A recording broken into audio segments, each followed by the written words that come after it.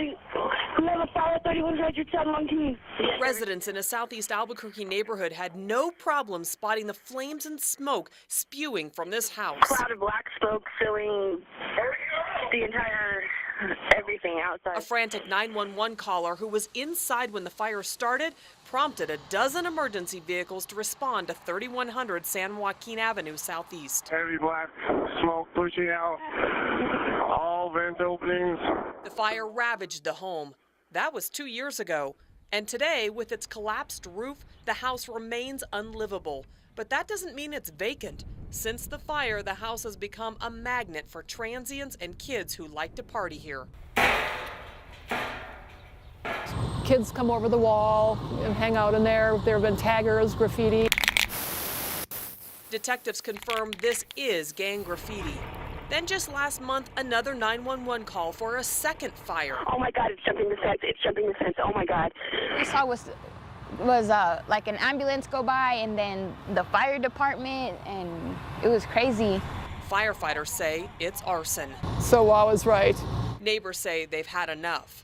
It's a bad house. It's a great neighborhood. It's got one bad house, and that's it. After a couple of years of telling people it's a problem and nothing's done, now I'm ticked off. The city is well aware of this property. When somebody lived here, the city cited that owner 8 times for having junk and cars on their property.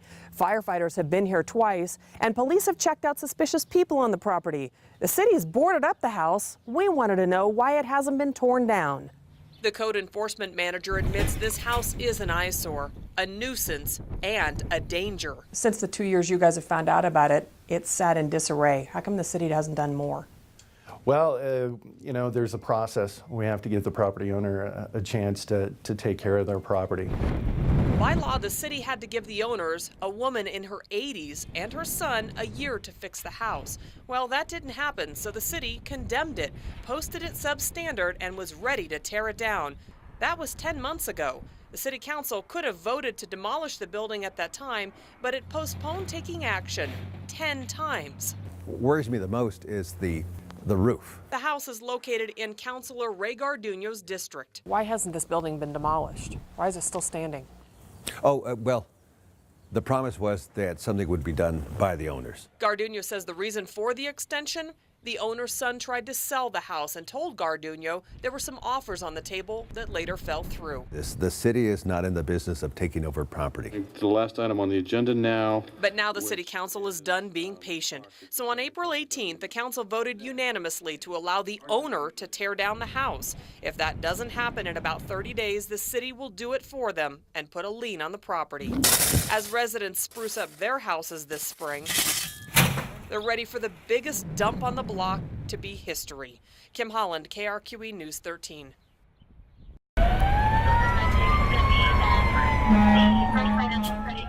Communicate with an air horn with fellow drivers. The message, get out of the way. I'd say most people don't follow the law to the T. Engine 33 fire control. I think it's possible that some people don't really care. Almost every call, there's someone who's not obeying the law. News 13 put cameras on AFD and Bernalillo County fire trucks to give you a taste of what firefighters see while heading to emergencies. 13 to I-40 westbound at University. Most drivers clear out of the way, but then we saw people like this. Not one, but 2 cars actually shifting into reverse and heading toward the fire truck, then exiting Interstate 40 to avoid getting stuck behind the crash scene up ahead. Another night, firefighters headed to a scene had to deal with this. The driver of a minivan pulls out in front of them, slowing down the fire truck.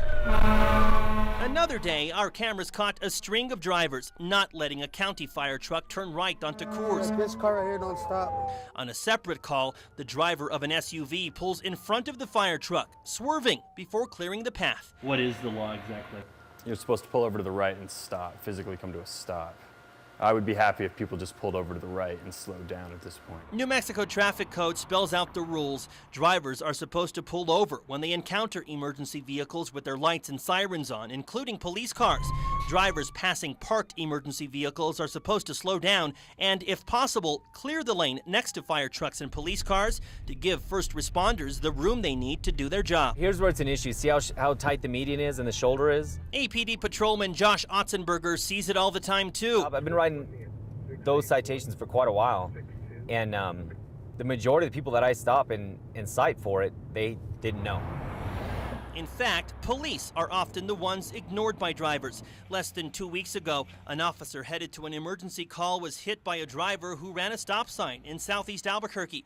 4.5 months ago, a car ran through a northwest Albuquerque intersection, hitting a fire truck headed to an emergency, sending the driver of that car and a firefighter to the hospital. Go show me where the damage is. Officer Otzenberger says if he's not handling calls, he'll often make it a point to look for drivers failing to yield. If there's a fire truck on the interstate and I don't have that call, I'm going to follow him and stop whoever gets in his way or whoever doesn't pull to the left and get out of his way. I mean, I'll be responding to an emergency, and there'll be a car in front that's swerving and going slow. And when they finally realize I'm behind them and pull over, you go past them and they're texting. That can be very frustrating. For firefighters, this is such a big deal. The Firefighters Union is now running a series of commercials asking the public to please pay attention. Your job, if you're in traffic and you hear our sirens approach, Firefighters and police tell us the bottom line behind all this is someone needs their help. They don't want to be the ones calling for help for themselves or other drivers. If someone gets in the way, getting to emergencies quickly and safely is key. Who knows who we're responding to? It's someone's family we're going to. We would get there quicker if everyone pulled to the right and stopped, certainly. Tim Maestas, You're on the right. KRQE News 13. What can I help you with? 10, 20 on that. You know, it's hard to turn people down. If I got you like 60 on it, would that help you? Especially when they're needing something like diapers or food. And you know it's a 30-day loan, right? Yes. Yeah. You never know what you're going to find in a pawn shop. How much are you wanting out of it? Or who. Chris Todd recently lost his job after moving from California. Oh, you got a bunch of them. The former winemaker is in dire need of cash. And are you wanting to sell this stuff or pawn it? sell it. He's selling off almost all his possessions. Today, he's hoping that 15 watches he collected and a few pieces of silver will cover the $200 he's short for rent. I'm here because I'm desperate for money. I'm liquidating everything. If I can get enough money to go back to California, where I got family, that's what I'm going to do. In this economy, people's personal possessions are becoming their only remaining lifelines. And pawn stores like Doc Holliday's Hawk Shop in Northeast Albuquerque are about the only place to take them. We've seen some real hard stories. Banks aren't approving even small loans. The snowboard, I loan about 20 bucks on. So. Damn it. You can't lend me 50 bucks on both of these? No, this I don't take at all. Leo Rodriguez has to part with his snowboard just as the ski season begins. I'm actually getting a loan on my snowboard because times are tough and I need that extra cash. But Doc Holliday's owner, Mark West, says the economy is having a dual effect on his business. Did you want to see anything in there? West is paying out money to sellers, but that means items in his store are stacking up higher and higher. My store is about to bust at the seams. I'm full. But buyers are also looking for better bargains than West is offering. It's like a double whammy because I still have money going out and none coming in. These days, he says people are looking for deals on jewelry, tools, and TVs. But West says more people are hawking and selling rather than buying. As for Chris Todd, he left with only half of what he needed for his rent. I'm probably going to be right around $100 on this stuff, if that would help you. I'll take whatever I get. The next day, he was selling his DVD collection. He's also ready to unload this SUV. He'll sell all of his belongings, whatever keeps him off the streets. You have a good day. Kim Holland, KRQE News 13. My entire body started tingling. And then all of a sudden, I was overwhelmed by what he calls the curtain of colors. Start talking about psychedelic drugs, and most people will think of hippies and counterculture of the 1960s. But today, more and more mainstream scientists are studying psychedelics in lab settings, mainly psilocybin, the active ingredient in mushrooms, and dimethyltryptamine, also known as DMT, a substance produced by the body and found in hundreds of plants that causes hallucinations. So powerful, it's so overwhelming, that the trouble becomes you're propelled into this alternate space, you experience it, and then you come back. Scientists want to know if these drugs can be used to treat problems like depression, anxiety, and addiction. New Mexico is at the center of this research. Oh, it's gratifying. I'm surprised that more people haven't taken advantage of the work I did. Dr. Rick Strassman, a psychiatrist, studied DMT at the University of New Mexico in the early 90s, the first U.S.-based research on the effects of psychedelics on humans in 20 years. It took him years to get permission from the U.S. government for the study. He ended up administering more than 400 doses of DMT to his test subjects over a 5-year period. The study was just to demonstrate that it could be done. And, the next order of, business was to characterize the responses, to DMT as carefully as I possibly could. Andrew Stone was one of Strassman's 60 volunteers. In 1995, he was injected with a series of tightly controlled doses of DMT. Just so terrified. He says the trips were short, lasting about 18 minutes each. We went into this space that I felt had something very much to do with either being born or dying. Now, 16 years after Strassman's groundbreaking study ended, New Mexico still remains at the forefront of scientific research into psychedelics.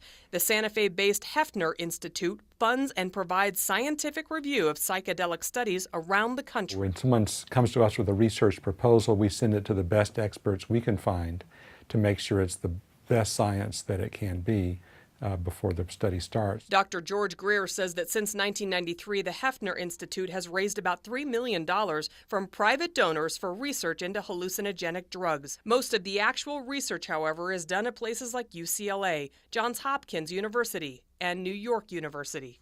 Had gotten so myopically focused on fighting cancer that had sort of become my whole life. Clark Martin, a retired clinical psychologist, found that psilocybin jolted him out of the depression he experienced while battling kidney cancer. He was given a psilocybin pill in 2009 as part of an experiment at Johns Hopkins in Baltimore. We talked to him through Skype. Just became more aware of the rest of my life, other things going on. Martin says that one trip improved his relationship with his daughter, his father, and his friends. Patients, study volunteers, and doctors we spoke with all agree psychedelic drugs must be administered in a controlled setting by trained clinicians and should not be available over the counter. But they believe the drugs could be available to patients on a larger scale soon as research continues to progress since UNM in the early 90s. I'm gratified that it did kind of crack open the door, but the floodgates, certainly, have not, been opened up. Kim Holland, KRQE News 13. The terrain here at Angel Fire is very unique with the clay-based soil content. A lot of things that we've done in the last couple years have been kind of organizing the mountain.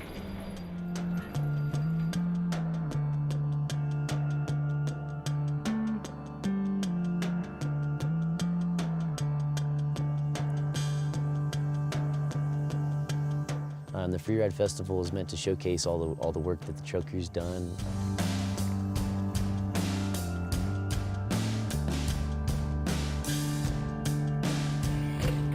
Sick. And most importantly, it's just to get everybody out here and enjoy what we've built.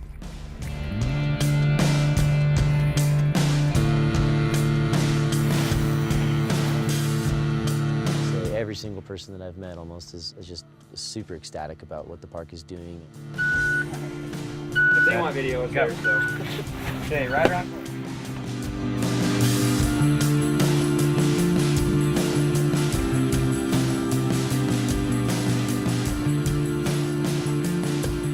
It was fun. That's the fastest I've ever gone down that trail, that's for sure.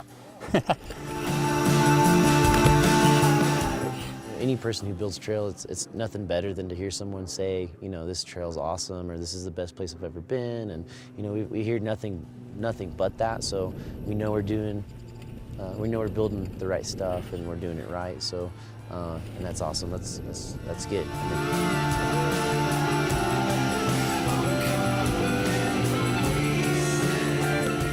Our overall vision is to make it as accommodating as possible for all level of riders. So if you're coming up to the mountain and you're bored and you never mountain biked before, then you can get a lesson and get all geared out and get down the green trail and have a good time and enjoy the nice views of the Moreno Valley.